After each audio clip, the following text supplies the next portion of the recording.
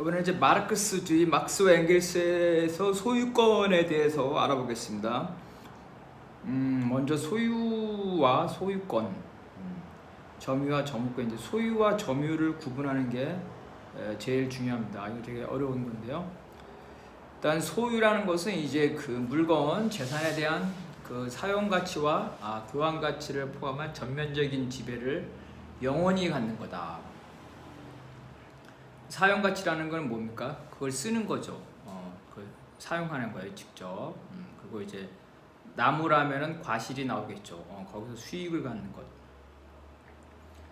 교환 가치는 이제 그거를 뭐와 바꾸는 거죠. 바꾸는 거다.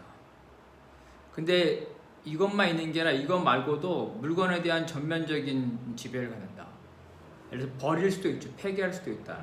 그리고 일시적인 게 아니라 영원히 갖는다는 거. 그러면 소유권은 그러한 권리, 즉 이런 재산에 대한 지배를 타인으로부터 방해받지 않는 권리죠. 타인으로부터 방해받지 않으니까 타인이 그 소유권을 침해할 때, 누가 내가 가지고 있는 것을 빼앗으려 할 때 그 행위에 물리적으로 폭력적으로 대항할 수가 있죠. 자기 소유물을 가만히 앉아서 뺏기지는 않겠죠. 그 만약에 재산이 빼앗겼으면 국가 권력에 의해서 회수할 수 있겠죠. 국가한테 호소해서, 혹은 뭐 자기가 가가지고 그 빼앗긴 걸 다시 찾아올 수도 있겠죠. 과거에는 그랬겠죠. 근데 지금은 한번 빼앗기면 자기가 마음대로 가서 찾아올 수가 없죠. 그렇게 되면 개인과 개인 간의 그 싸움이 빈번할 테니까, 그럴 경우에는 국가 권력에 호소해서 법원의 재판을 받아서 경찰에 이렇게 절도나 강도로 해서 회수할 수 있다. 즉 소유권을 궁극적으로 보장받는 것은 국가 권력이다. 그죠? 공동체의 소유도 마찬가지로 이걸 침해하려는 다른 공동체부터 공동체 자신이 무력에 의해 방해하죠. 부족 간의, 그죠? 과거의 부족 간의 전투가 그런 거였겠죠.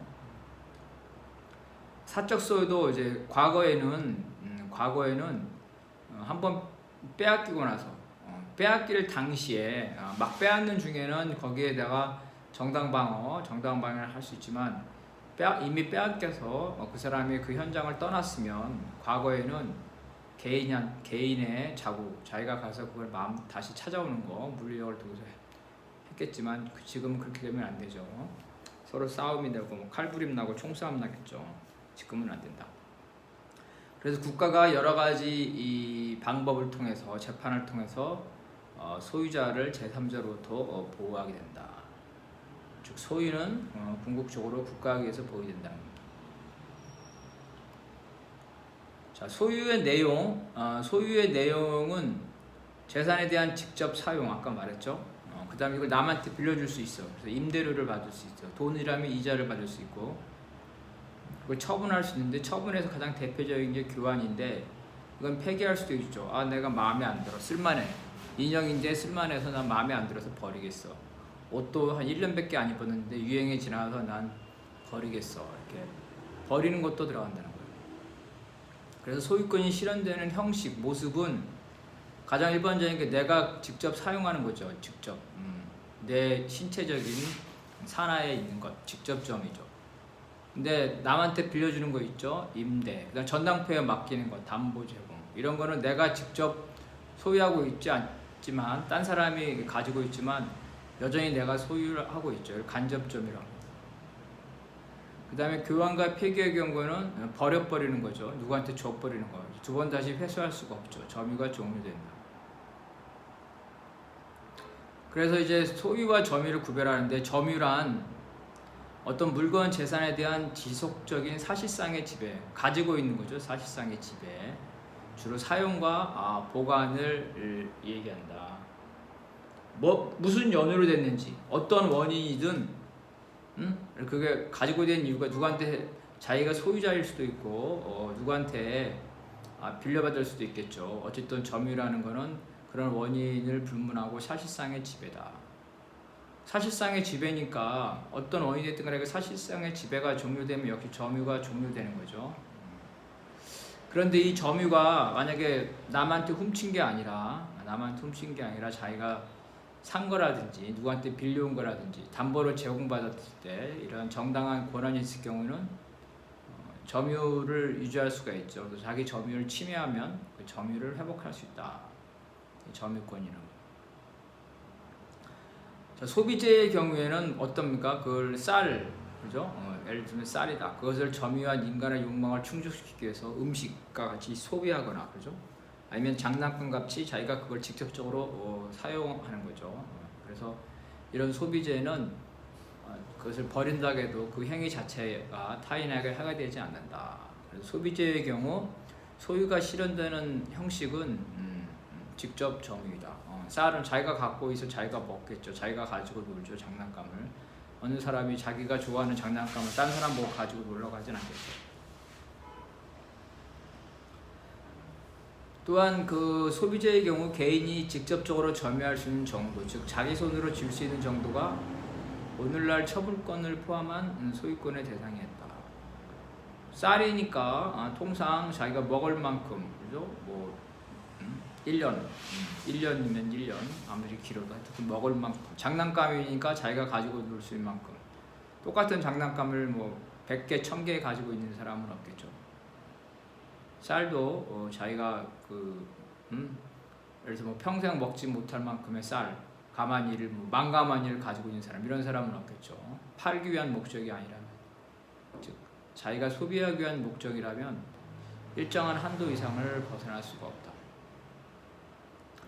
그래서 당시 소유권보다는 개인이 직접 점유하는 물건에 대한 전면적 지배권을 준다는 인식이었다. 그러니까 소비재의 경우에는 특별히 이 소유권과 직접 점유가 구분되지 않는다. 그래서 소비재의 경우에는 직접 점유 자체가 소유권의 모습으로 나타났기 때문에 특별히 구분되지 않았다는 거죠.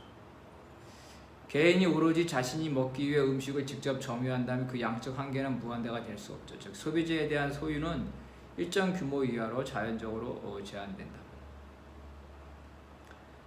소비재의 침해는 타인에 대한 직접 점유의 침해죠. 내가 갖고 있는 내 장난감을 뺏어가는 것은 나에 대한 직접적인 침해죠. 내가 손에 들고 있는 걸 뺏어가는 것. 즉 타인의 행위에 대한 공격으로서 직접 점유하는 자는 자신 신체적인 공격이나 위협을 받겠죠. 그래서 개인이 자신의 소비재의 직접 점유를 보호하고 그 침해 행위에 저항하는 것은 동물의 경우에도 발견되므로 일종의 자연권이다. 개밥을 뺏어가면 개가 밥 먹고 있는데 개밥을 뺏어가면 개가 가만히 안 있죠.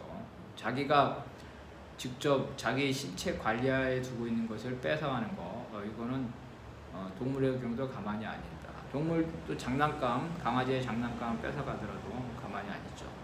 일종의 자연권을 볼 수 있다. 소비재의 경우에 직접 점유와 관련되어 있기 때문에. 마르크스는 이제 산림절도에 대한 글에서 개인에게 간접 점유의 무한한 확대를 보장하는 자본주의의 사적 소유권은 자연권이 아니라 국가의 폭력에 의해서 탄생하였다는 것을 규명하였다. 이건 뭐냐면 지난번에 한번 했는데요. 산림절도. 마을에 산이 있어요. 마을에 산. 마을에 산이 있으면 마을 사람들은 그 산에 가서 땔감도 구하고 뭐 도토리도 주워오고 이랬단 말이에요. 옛날부터. 그걸 공유주라고 합니다. 공유주. 이런 공유주가 있었는데, 자,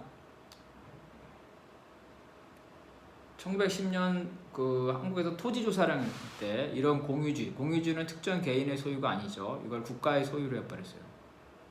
그 다음에 국가가 그걸 소유가 된 다음에 이제 동네 사람들이 못 들어오게 철조망을 친다든지 혹은 다른 사람한테 팔아버렸어요. 그러면 그 사람이 그거를 못 들어오게 막겠죠. 그러면은 동네 사람들은 지금까지 수백 년 동안 그 산에서 뗄나무도 해왔는데 못하게 되니까 억울하겠죠. 그래서 가서 뗄나무를 이렇게 구하는 겁니다. 심지어 나무를 꺾지는 않고 떨어져 있는 나무를 주워오는 거. 이것도 이제 절도 행위가 된다.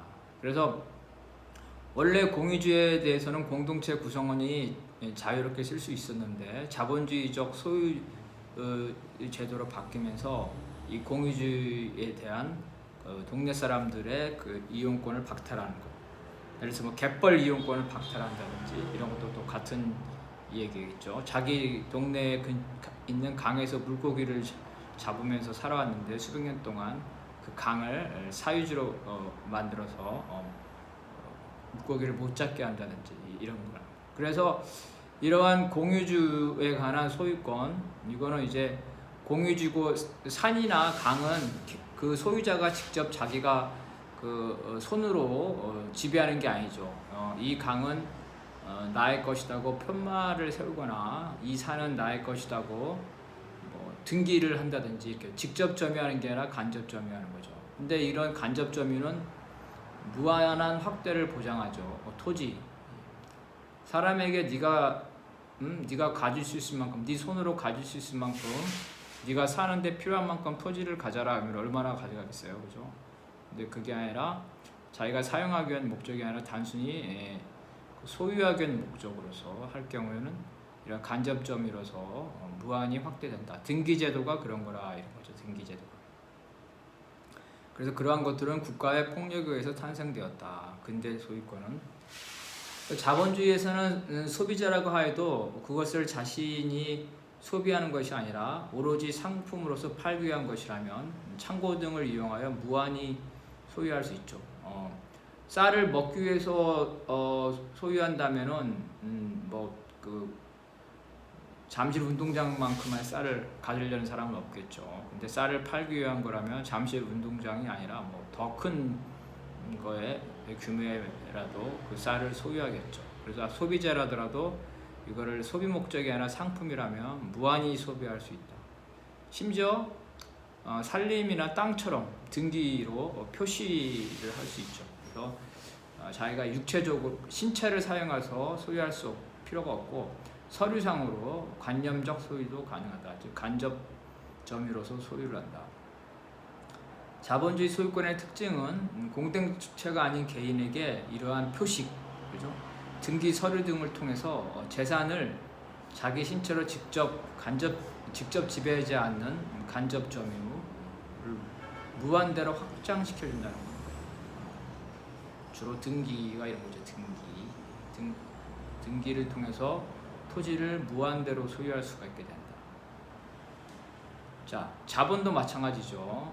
돈 10,000원짜리를 가지고 너 가질 만큼 10,000원짜리를 가져라 그러면은 사람이 몇백조는 가질 수 있죠. 몇백억을 가질 수가 없겠죠, 그죠? 근데 은행을 통해서, 금융기관을 통해서, 통장을 통해서, 계좌를 통해서 하면은 몇백조까지 가질 수가 있다. 무한히 확장시켜준다. 이러한 개인의 재산에 대한 무한 축적의 허용은 재산이 유한하죠. 모든 물건은 유한합니다. 쌀이다 그럼 1년에 생산되는 쌀이 한정되어 있죠. 토지도 한정되어 있죠. 그런 면에서 개인이 무한하게 그걸 축적을 한다면 타인의 재산 소유와 이용을 제한한다는 점에서 반사회적이라는 거죠. 개인의 재산은 개인 자신의 필요한 만큼 이상을 보장할 필요가 없다. 당연하죠. 그 이상을 갖는 건 자기 소비를 자기를 필요한 게 아니라 그걸 팔아가지고 이윤을 추구하기 위한 것이다. 그걸 허용할 경우에는 무한대로 허용하게 되고 그것은 반사회적이 된다. 일단은 여기까지 하겠습니다.